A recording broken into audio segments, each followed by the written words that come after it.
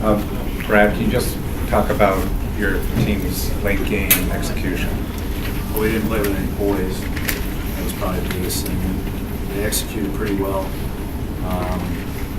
Out of the timeout, got a foul on the play out of the timeout, and then got a 3 for Jeff on the ensuing side out of bounds play that we didn't make. And in the scramble for the ball, I didn't think we played with much poise for the next 40 seconds. And I had one timeout left, and when Morris dunked it with 24 seconds or so, I wanted to try to get back in transition as quick as possible and save that thing for a last-ditch effort if we were able to score. And we should have just called a timeout and stopped it because it was the last 40 seconds were awful. Brad, I don't know if you saw this, and it may have been nothing, but about 10 seconds left, Chris Humphries threw his towel, just kind of stormed off the court. I don't know if you saw or had any reaction to that. Oh, he's upset because we lost. And, you know, he certainly is, he's got a right to do that. It was not a good ending. It was not a good performance. I thought we shot probably worse shots than we've shot for a while. We missed 65 shots. Pretty incredible that we had a chance to win. But that's not good, and we need to make sure that we don't do that again. Is this worse than just blowing the game the entire night, being so close and then kind of collapsing right at the end? Yeah, I thought I didn't think we necessarily, the answer is yes, we collapsed at the end. But the fact of the matter is we probably lost the game just as much in the third quarter. Our offense was incredibly stagnant. Again, I did not like I didn't think we took great shots, and I thought we were clearly not shooting well. On the positive side of things, it looks like Kelly Olynyk kind of had a pretty good game. You're hustling on him defensively. Can you just talk about his night? Well, that's the part that's kind of tough because again you've got the Bass can give you something. Hump really probably played pretty well. I felt like we had a good rhythm going with Sully and Kelly at that time, and just trying to find something that'll continue to work. And yeah, I mean he did some good things. He played pretty well defensively, rebounded a little bit. He continues to get better, but hard to be overly praiseworthy right now. Do you think Rondo was a little off his game because he hadn't played the game before? What do you think it's like for him to, stay out of the game and have to come back? Well, he's been doing that, so I don't think it's unusual. That's a good question. I mean, I think he could best answer that. But and still, he played 3 nights ago, so it wasn't like he played a long time ago. Brad, when you look at the shooting tonight, you've had a couple of these recently. Difficult shooting nights. Are you surprised you guys are in a lot of these games? I mean, you had a big turnover game. I don't know why, but I've always felt like if you're competing and you're trying and you're guarding, you're going to have a chance to win. It doesn't always make sense analytically or mathematically, but we did. After the first quarter, I thought we really defended for the rest of the night. I mean, they scored 29 in the first. We finished with 87 for the game. The problem is, we didn't play both ends of the floor.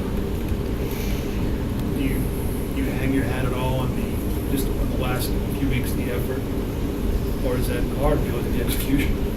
Yeah, I think it goes both. I mean, I like to win, and you need both to win. You need both efforting and execution to win.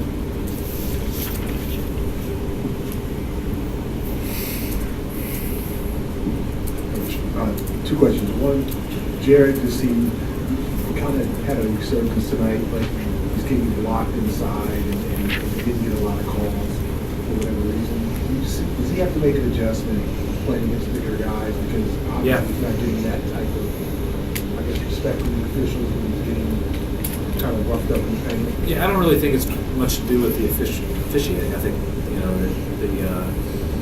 I think that those guys ref the interior very consistently, do a great job with that across the league. But I think the the length is something that he just has to attack in different ways, different guys. You know, some people you can attack certain ways. To his credit, he was really trying to go through guys and be aggressive and physical, and that's a good thing. But didn't have a good shooting night. And but at the same time, we're going to keep going to him because we believe in him and want him to, you know, to learn, grow, and get better in that situation. And how much do you miss just a 7-footer in there? We told her, I mean, Plumlee gets poked in the eye, and then suddenly goes Lynn. He comes in there and gives him, you know, he's big. Rim protection. Yeah. How much do you miss that? Well, you know, I've never had it, but I think it, you know, obviously plays a critical role in defending the paint in this league. I thought we defended extremely well, but we got caught on a switch at the end of the game, which we didn't want to do, and as a result, they made us pay by him tipping the ball in. 7-footers can have a big impact on the game in that way, and Plumlee's a hard guy to guard because he rolls down the lane so hard and so athletic. But I thought Lynn gave him good minutes too, and you know, obviously it's something that, you know, we've talked about, that in an ideal world you have somebody protecting the paint that's that size. Is a 7-footer would protect on your Christmas list, Brad? I don't really have a you know, I haven't thought a ton about it, Gary. I think certainly in an ideal situation, what you're looking for are certain qualities of a team, and I think that a rim protector, whether it is a 7-footer or not, is extremely important in this league. A guy that really protects the paint, dotted line and in. Brad, you went into the game knowing that you were going to have Avery Bradley in a limited capacity. Just assess his play coming back from the ankle. Well, I thought he was good. Thought he did a lot of good things. Played hard, played with effort, did that stuff, and that's what he usually does. And, but I also thought he looked a little rusty in the first stint, better in the second. So, you know, hopefully he continues to shake that rust off and he gets a good, you know, a little bit of momentum going here. Do you have a time frame as far as how long you plan to keep him coming off the bench, or have his minutes limited?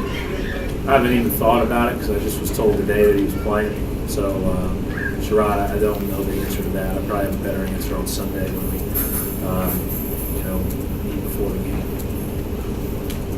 Thanks, Coach.